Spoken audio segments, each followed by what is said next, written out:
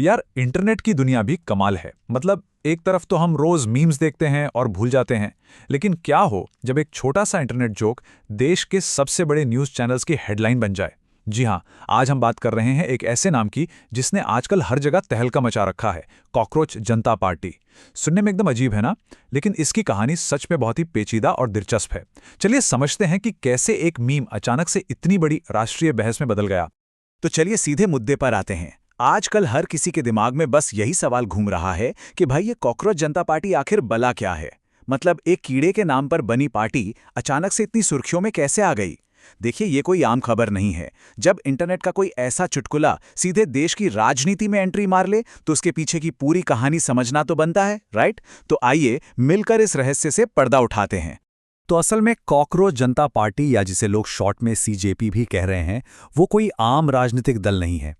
ये रातों रात उभरा एक ऑनलाइन फिनोमिनन है जिसने खासकर जेन-ज़ी युवाओं का जबरदस्त ध्यान खींचा है। ये दिखाता है कि इंटरनेट की ताकत क्या होती है, जहां बस एक हैशटैग देखते ही देखते लाखों लोगों तक पहुंच जाता है। लेकिन सबसे बड़ी बात यह है कि यह सिर्फ सोशल मीडिया तक सीमित नहीं रहा। इसने मेन स्ट्रीम मीडिया के दरवाजे तोड़ दिए हैं और उन्हें भी इसे कवर करने पर मजबूर कर दिया है।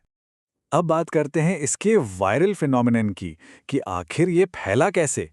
यहाँ सबसे गौर करने वाली बात यह है कि ये महज कोई छोटा मोटा इंटरनेट जोक नहीं रह गया है।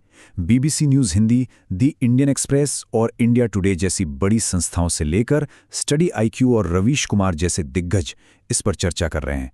जरा सोचिए, जब देश के इतने बड़े और सीरियस न्यूज़ आउटलेट्स किसी इंटरनेट ट्रेंड को अपनी मुख्य रिपोर्ट्स का हिस्सा बनाने लगें, तो मतलब साफ है कि हम किसी बहुत ही प्रभावशाली घटना को देख रहे हैं।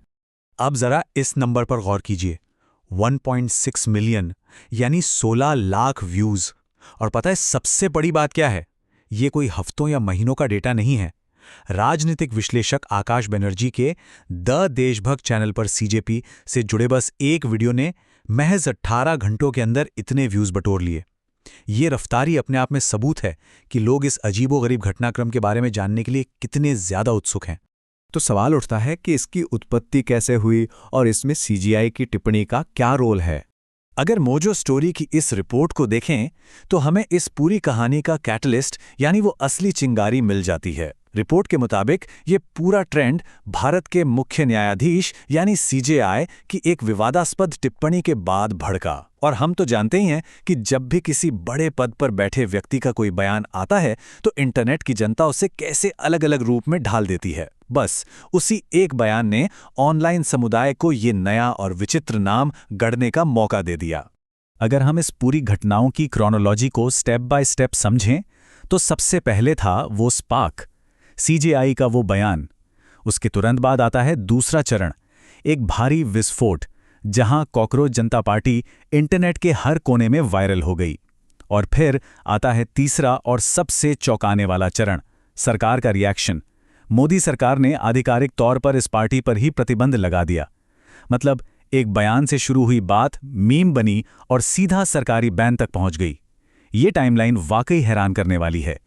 अब आते हैं इस पूरी कहानी के एक और अहम पहलू पर, जेन-ज़ी का विद्रोह। देखिए, जो बड़े बड़े राजनीतिक टिप्पणीकार हैं वो इससे सिर्फ एक मीम मानकर खारिज नहीं कर रहे हैं। इसे बाकायदा जेन-ज़ी विद्रोह या यूथ रिवोल्ट के तौर पर देखा जा रहा है। इसका सीधा सा मतलब ये है कि आज की युवा पीढ़ी अपनी असहमति और अपनी निराशा को जाहिर करने के लिए इंटरनेट के डार्क ह्यूमर और व्यंग्य का एक हथियार की तरह इस्तेमाल कर रही है। उनके लिए कॉकरोच जनता पार्टी कोई मजाक नहीं, बल्कि मौजूदा सिस्टम पर चोट करने का एक सॉलिड डिजिटल तरीका बन चुका है। और फिर कहानी में आता है सबसे बड़ा ट्विस्ट, सरकार द्वारा प्रतिबंध। इंडियन एक्सप्रेस के पत्रकार सौरभ द्विवेदी की एक रिपोर्ट ने यह खुलासा किया कि मोदी सरकार ने सख्त कदम उठाते हुए कॉकरोच पार्टी पर प्रतिबंध लगा दिया है। अब हम यहां किसी का पक्ष नहीं ले रहे हैं, बस जो तथ्य हैं वो सामने रख रहे हैं। लेकिन जरा सोचिए, डिजिटल दुनिया के एक ट्रेंड को सरकार ने इतनी गंभीरता से लिया कि उसे रोकने के लिए बाकायदा नियामक कार्रवाई यानी रेगुलेटरी एक्शन लेना पड़ा। इससे एक बात तो साफ हो जाती है कि स्टेट की नज़र में यह अब सिर्फ एक मजाक बिल्कुल नहीं था। और यही बात इस पूरे मामले के सबसे बड़े विरोधाभास को सामने लाती है। एक तरफ तो ये एक ठेठ इंटरनेट ट्रेंड है, मीम्स, व्यंग्य और जेनजी के कल्चर से भरा हुआ, एकदम वर्चुअल और मजाकिया। लेकिन दूसरी तरफ यही ट्रेंड रातों रात एक ऐसा गंभीर राजनीतिक टारगेट बन जाता है जिस पर सरकार को आधिकारिक रूप से बैन लगाना पड़ता है। ये कॉन्ट्रास्ट हमें सोचने पर मजबूर कर देता है कि यार आज के इस डिजिटल युग में मजाक और गंभीर राजनीतिक खतरे के बीच की जो लकीर है ना, वो सच में कितनी धुंधली हो चुकी है। जाहिर है इस पूरे बवाल पर विशेषज्ञों और पत्रकारों की अलग अलग प्रतिक्रियाएं भी आनी ही थीं। इस बहस में हमें एकदम अलग अलग नजरिया देखने को मिलता है। बीबीसी हिंदी पर योगेंद्र यादव जी कहते हैं कि ये किसी गंभीर राजनीतिक बदलाव की शुरुआत हो सकता है, मतलब उन्हें इसमें एक जमीनी उम्मीद नजर आती है। वहीं दूसरी तरफ रवीश कुमार और अभिजीत दीपके जैसे पत्रकार थोड़ा संदेह जताते हैं कि भाई आम आदमी इसके पीछे नहीं है, ये शायद कुछ खास समूहों का काम हो सकता है। और इन सब के बीच इंडिया टुडे के राजदीप सरदेसाई यही सवाल उठा रहे हैं कि क्या ये सिर्फ कुछ दिनों का वायरल ट्रेंड है या वाकई में एक सीरियस राजनीतिक आंदोलन आकार ले रहा है।